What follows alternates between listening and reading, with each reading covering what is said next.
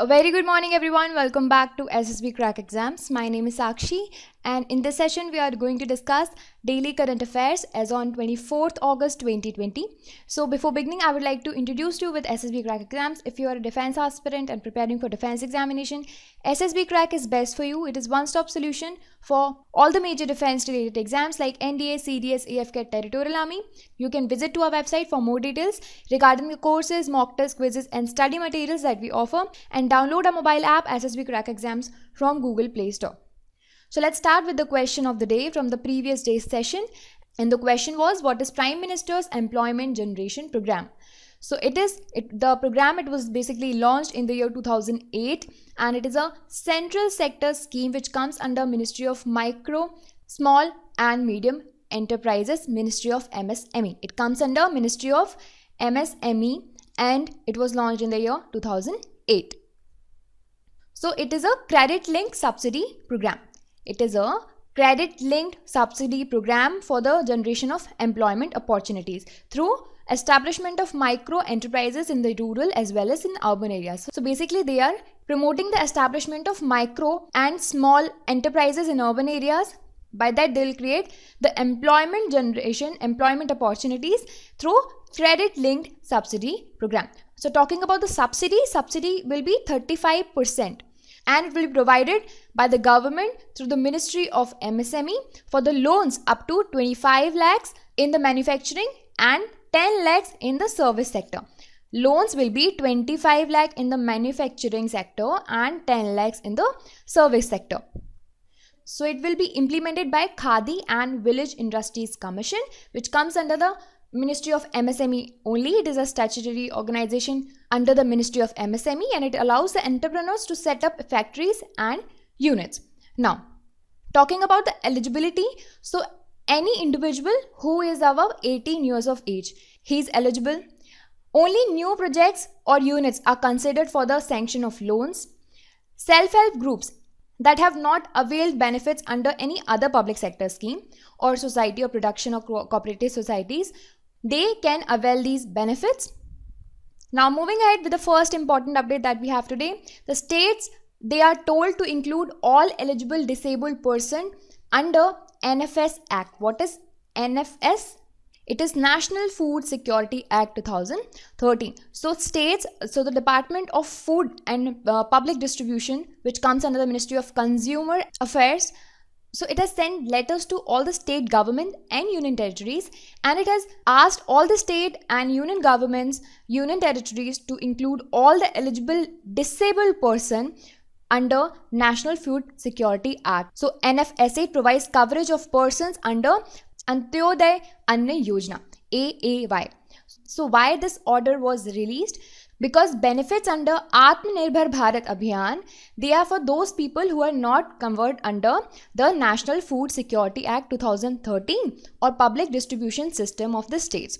So therefore, all the disabled persons who does not have ration cards, they are also eligible to receive the benefits under Atmanirbhar Bharat Abhiyan, but the scheme is going to lapse on 31st August 2020. That is why they have told states to include all the disabled persons under the NFS Act now. So let's quickly revise what is National Food Security Act 2013. So the objective is to provide the food and nutritional security in human life cycle and approach by ensuring access to adequate quantity of quality food and at affordable prices to the people to live their life with dignity. So under this, they provide subsidized food grains under targeted public distribution system, and it covers approximately 75% of rural population and 50% of urban population. So this is all about National Food Security Act 2013. Now let's move ahead with the next important update that we have today. So Arunachal Pradesh, it will provide tap water to all rural homes by 2023. So the government of Arunachal Pradesh, northeastern state, it has set a target to provide tap water connection to each household by 2023, and it will be coming under obviously Jal Jeevan Mission. So when we talk about the water supply in Arunachal Pradesh, so the water is not less in that state. But major challenges faced by Arunachal Pradesh is in the implementation due to the tough mountainous terrain, sparsely located habitation, and harsh climatic conditions. So let's revise quickly about Jal Jeevan Mission. So it is a scheme under Ministry of Jal Shakti. The objective is to provide functional household tap connection to every rural household of the country by the year 2024. So this is the target for the Jal Jeevan Mission. So under this, it will enable every rural household availability of potable water at a service level of 55 liters per capita per day on the regular and long-term basis. So these are the features of the Jal Jeevan Mission. Now let's move ahead with the next important update that we have today. So it is hallmark of precious metal will be mandatory from 1st June 2021. So the Union Minister for Consumer Affairs, Food and Public Distribution, Shri Ram Vilas Paswan ji, he has launched the online system of registration and renewal of jewelers, an online system of recognition and renewal of assaying and hallmarking centers.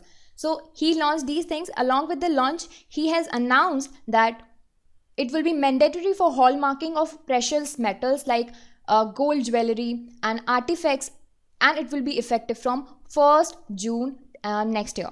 So the jewelers now can apply online and submit required necessary documents and fees for the obtaining of the license through online portal. They can use online portal for the license and also for the submission of necessary documents. At present in India, a total of 921 hallmarking centers are there, and government is planning to improve it further, and now it will be mandatory to hallmark precious metals, and the date is set for 1st June 2021. Now the next update is about the appointment of election commissioner. So in your AFCAT and INET, these type of exams, these type of direct questions are always there. So the center has appointed Rajiv Kumar ji as an election commissioner. He served as the finance secretary before, and he has replaced Ashok Lavasa ji, who has resigned to join the Asian Development Bank now. So talking about the tenure and appointment of election commissioner. So the president is the one who appoints the election commissioner, also the chief election commissioner, and the tenure is of 6 years or up to the age of 65 years, whichever is earlier. They enjoy the same status and receive the salary and the perks as available to the judges of Supreme Court. So they enjoy the same status as the judges of Supreme Court. And all the election commissioners, they have equal say in the decision making of the commission. So these are the necessary important points about the election commissioner of India. Now let me tell you the current COVID-19 situation in India, guys. So as per 23rd August 2020, the total cases are 22,80,566. The active cases are 7,07,668. The deaths are 1.86%, 56,706.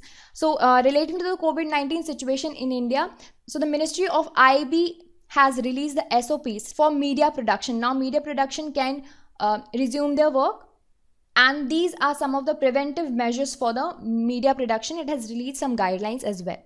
Now it is time for quiz. Try to answer these questions.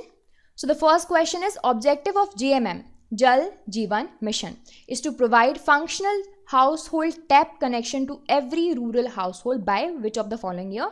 A 2025, B 2024, C 2020 and D 2023. So the correct answer for this question will be 2024. Now the next question is, National Food Security Act 2013 provides coverage of persons under A. Antyodaya Anna Yojana, B. Mega Food Park Scheme, C. Pradhan Mantri Kisan Sampada Yojana, and D. Mahatma Gandhi National Rural Employment Program. So the correct answer for this will be Antyodaya Anna Yojana. Now the next question is, who appoints the election commissioner? We just discussed who appoints the election commissioner. A. Prime Minister, B. Chief Justice of India, C. Chief Election Commissioner, and D. President of India. So the correct answer for this is President of India. He appoints the election commissioners, also the Chief Election Commissioners. Now guys, try to answer this question in the comment section. The question of the day is, what is One Sun, One World, One Grid project? I repeat, what is One Sun, one world, one grid project? Try to answer this question in the comment section. We will discuss this in detail in the next session. Till then, work hard. Jai Hind.